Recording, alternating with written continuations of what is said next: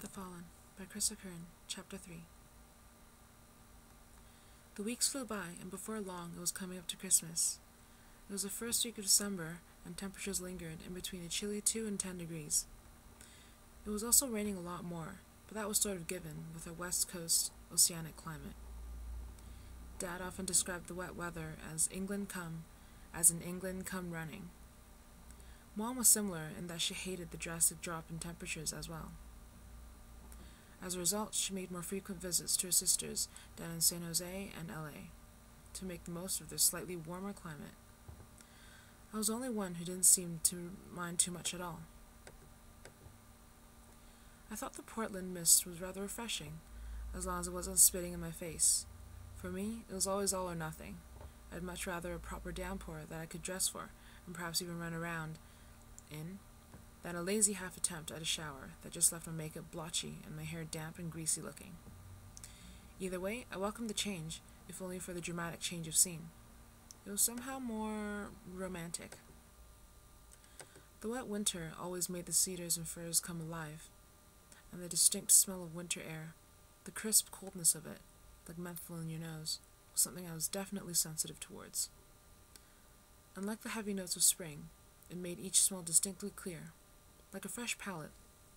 The smell of the saturated green wafting in with my breakfast in the morning, cinnamon-dusted pancakes, the cool running brook flowing underneath Iron Mountain Bridge, the damp and woody bark, and the faint but traceable hint of aromatic vanilla leaves and wild berries, an enchanted forest come to life. Yes, in many ways, winter was my own personal spring, and the nostalgia that hit me this time of year always meant Christmas was fast approaching, and just as quickly would it depart. It was the 5th of December, and Jack and I had been together now, officially, for 2 months and 20 days. Not that anyone was counting. Unofficially, though, we'd been seeing each other for about a month longer. So, according to these dates, we'd already passed the 3-month barrier, the one that determined whether or not a couple would break or go long-term. And we settled into life of cozy coupledom, confident in this more stable phase of our relationship. Nicole was more than happy to watch her little project blossom. She thought we were a match made in heaven. I was only too thankful for her support, fearing she'd be jealous of the amount of time Jack and I were spending together. Are you kidding me? I'm having way too much fun watching you two. Besides, it's not like you've abandoned me completely. When you do, trust me, you'll be the first to know. It was the end of term. We were given slightly longer to prepare for our spring finals, and you can feel the cooped-up excitement brewing in the air. We only had half a day to get through until the lunchtime bell rang, and we were out of there. Unfortunately, Mr. Taylor wasn't going to let us all off that easy. Just an hour before freedom, at 11 o'clock, he announced that we'd be having a pop quiz on everything we had learned this semester. The entire class groaned, I particularly loudly, because I was still trying to get my head around all those hypothetical theories. It didn't help that I was still having the same recurring dreams every night, which I blamed for wiping out my last-minute revision that morning. I swore they were getting worse. As if a scene out of Armageddon wasn't terrifying enough, I now kept dreaming that I was getting chased by something I couldn't see, but I could feel it coming, behind me, the entire time. This part of the dream actually wasn't that terrifying.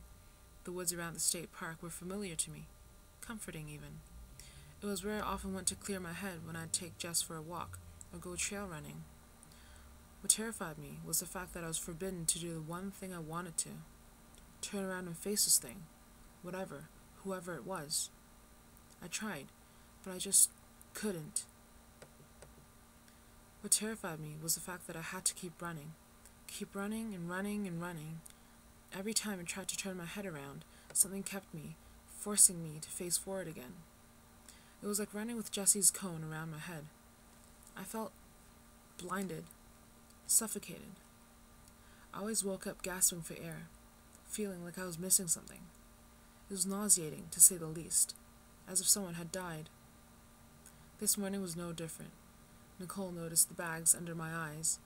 Jack simply gave me a reassuring squeeze, already assuming it had happened again, despite his desperate attempts to soothe me to sleep over the phone last night. Why, oh why, oh why did I choose advanced physics as an elective? It just didn't make any sense. Oh, that's right. More credits to get into King's. Not that I'd be using any of it for my English language and literature degree. To be honest, I only took it because Nick wanted the company. I was lucky enough to keep scraping through, while she was a lot more ambitious than I was, hoping to get into psychiatric medicine at UBC one day. She gave me a quick run-through before we were told to start writing. She owed me that much. I could barely remember anything from last night, let alone the beginning of term. I tried to hold as much of what she said on the tip of my tongue so I could just word vomit all over the page.